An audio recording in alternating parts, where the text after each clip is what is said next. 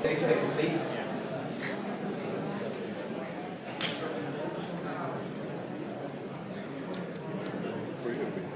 Well, that's someone sitting there. I'll sit right here by you.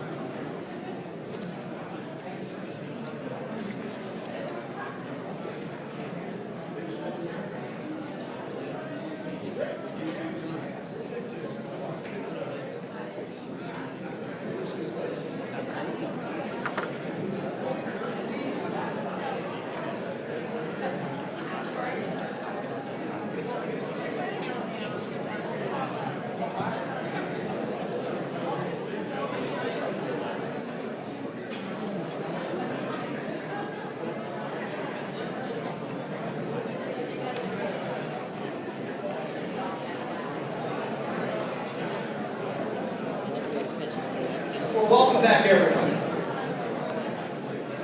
And I want to thank you for the last hour. That session has helped us tremendously. To be able to hear from you what it is you want, how we can help you, give you the tools you need, how we can improve what we do, how we can improve this convention. So all of that information is going to go back and you're going to see, hopefully you'll see a lot of that implemented in next year's convention. So thank you very much for that. This is, I think, one of the greatest portions of the afternoon, or the whole day for us, and for you as well. And that's when we really get a chance to meet our outstanding tree farmers of the year from their different regions. The process, the program itself is one, in many states, it takes nearly a year, where the tree farmers are finally selected not only as their state outstanding tree farmer, but finally emerge as some of the top 4 tree farmers within the country. So it's a real pleasure for me today to be able to introduce them and then finally to let them take you on a virtual tour of their tree farm. So with us today is Putnam Blodgett from Vermont. Most of us know him as Putty. Putty's from the Northeast region. We have Barbara and Will Ford from Mississippi, representing our southern region. Steve and Janet Funk, Idaho, representing our western region.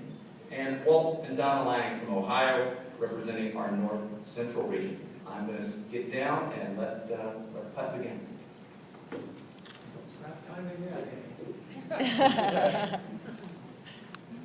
Well, I've got to really roll or Amy will be dancing in my face.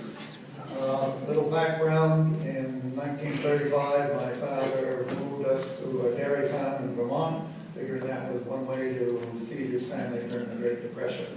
He added 2 farms in 45 and allowed us to take our milking cattle out of the woodland, which was a practice back then. I started dairy farming the day after I graduated from college.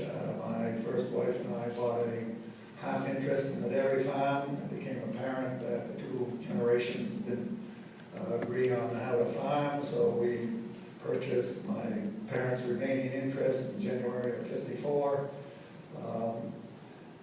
A neighbor burned out in '56. We purchased his 2 farms in '57.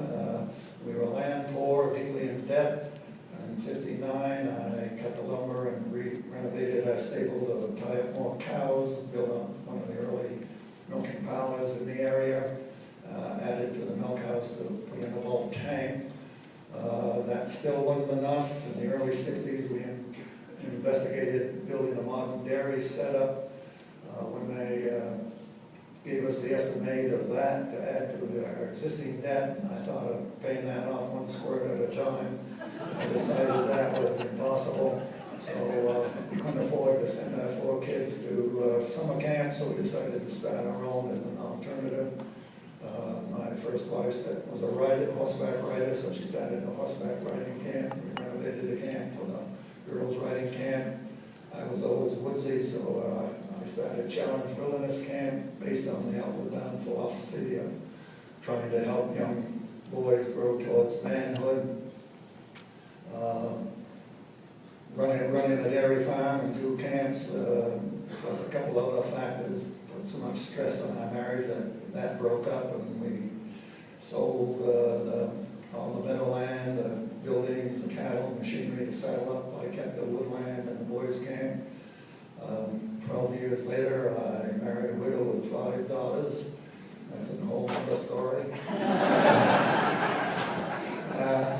But we felt the fairest thing to do was to keep what assets we had of our own separately for our respective children. That is why this tree farm is in my name alone, although we do jointly own a 300-acre tree farm in New Hampshire. This is my father and the hired man headed for the woods in 1936.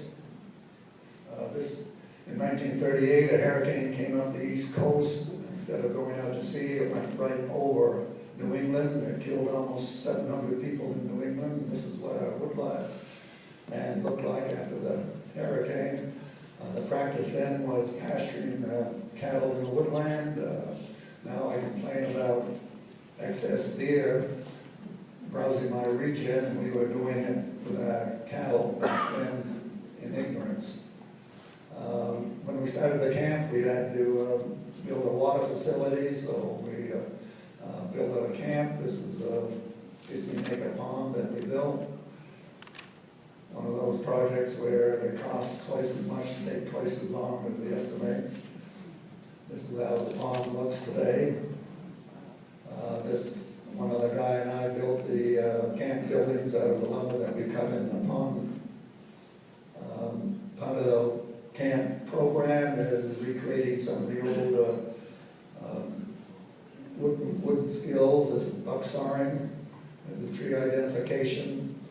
I ran the camp for 21 years, and then when bad enough when the councilors started outrunning me, and when some of the campers did, I figured it was time to retire, and I sold the camp business and equipment to my waterfront director, and I leased him the land and the buildings, and it's in operation right now.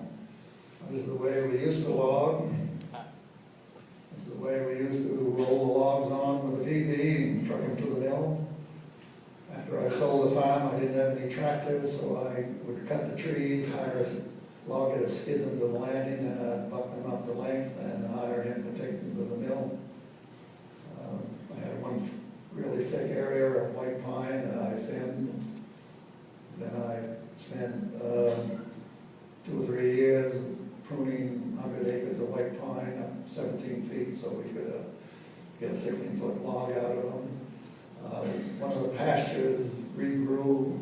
One of the pastures my father got in 45, and so we chipped out pasture pine that wasn't any good. This is my neighbor heats his greenhouse with some of the firewood that he cut on that place. This is that area that we chipped, and what remained were pretty small trees, and I was fearful that we wouldn't get a good seed crop, so I bought pine seed, we mixed it with chick scratch, seeded it in the winter so that it would be soaked in the spring, and it took about 5 years to fight their way up through the blackberries and the raspberries. This is the way it looks today, and one of my 2 new jobs is that thinning this. We built our retirement home. I cut 90% of the lumber for it. I was pushing the architect to get his designs finished, so I don't know how long to cut the logs. Many of our rafters are 22 feet long, as well as the tie collars on the garage. 2 carpenter friends and I spent a year and a half building our home. This is the way it looks now. The architect was a devotee of Frank Lloyd Wright. You can see the horizontal emphasis. The man on the left was our original county forester in the late 40s. He went on to retire as commissioner of Forest and Parks. I talked to him coming back as my consulting forester. The man on the right was the then county forester. He's a close personal friend. He's my consulting forester now, and a very capable vice president of the Vermont Woodlands Association. This is a tree farm tour we had. The private school visiting. This is a group of Russians who were visiting. My wife and I have had the pleasure of going on an SAF trip to Sweden and Norway. I had another trip with New England Forestry Foundation to Siberia, and in return I hosted a group of Siberian Russians for a couple of days in Vermont, New Hampshire. Local Union High School uses my woods trails for both running and skiing. there's a local school. 2004, I got 80,000 feet for a local log cabin builder. His specs were 21 to 24 inch DBH and a minimum of 32 feet with no suite. We did had some logs that were over 60 feet. That's a 48-foot trailer. It was one of his log cabins, and some of my logs are in that. Problems we have is the deer browse. You can see the red oak on the left, one of them killed by overbrowse. I built a deer exclosure, and in 5.5 years, the red oak outside is still below my knees, and inside it's grown over my head. Invasives are a problem, and I've spent quite a bit of time on the invasives. The damned interstate went through the middle of my tree farm, taking 69 acres. We did some material out of a borrow pit, and that was so light and sandy it never regrew. So my two sons and son-in-law and I planted 5,500 white pine, and that beginning to come along pretty well. Back in '55, I planted 5,000 Norway spruce, and I never did anything. 56 through 64, I planted 39,500 red pine to fill up all my old pasture openings. This was an area we cut over in the late 80s. We opened it up just enough to get white pine regen, but not very fast growth, so I cut firewood out of it and painted the stumps with Roundup to keep them from sprouting, and timed it with a good seed year, and I'm trying to show some nice little 2-inch regeneration that don't show up well. I gave 3 acres in the middle of my tree farm to my youngest son. He's a ski instructor in the winter and a carpenter the rest of the year. He cleared the land and built these buildings himself. They have solar power and water turbine, and a good cell reception, and they're completely off the grid. Met with my lawyer and an accountant, and we have started the process of an LLC so I can start passing on the tree farm to him, so that there will be at least 3 Blodgett generations owning this land. He has his 3 kids in their 20s. I don't know what the story will be on them. I should mention that both this Vermont and our New Hampshire tree farms are under conservation easements, so that almost 1,000 acres will remain in a working forest. I made a couple of bowls for the tree farm silent auction in Burlington last year. And we are 100% on wood for our heat and hot water year round, and I cut and split with them all 8 cords of wood every year. This is what we've harvested since I took over the dairy farm. Whoops. Yeah, okay. When I became president of the Vermont Woodlands Association in 2000, we had 127 members and we're $3,800 in the red. We built a strong board, and we have a workaholic, highly capable part-time executive director. We now have almost 1,200 members and just over a $100,000 budget. The previous governor served for 8 years, and I harassed him so much that the last time we met, he saluted and said forestry. We had a complete changeover in administration this past November, so we had the new governor for our election speaker at our annual meeting.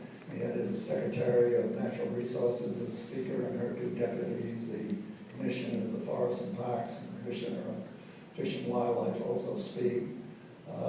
Right now, I'm working with the wife of our lone representative to see if we can get him to visit the tree farm during his August recess.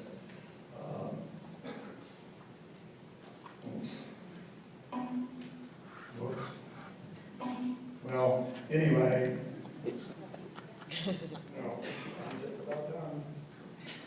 Did I make my mind? No, I'll remember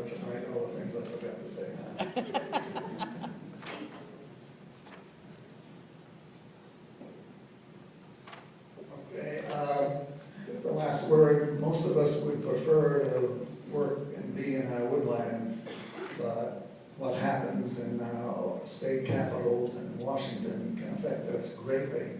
And that is why it's so important to have AFF and Tree Farm representing us and our forestry interests here in Washington.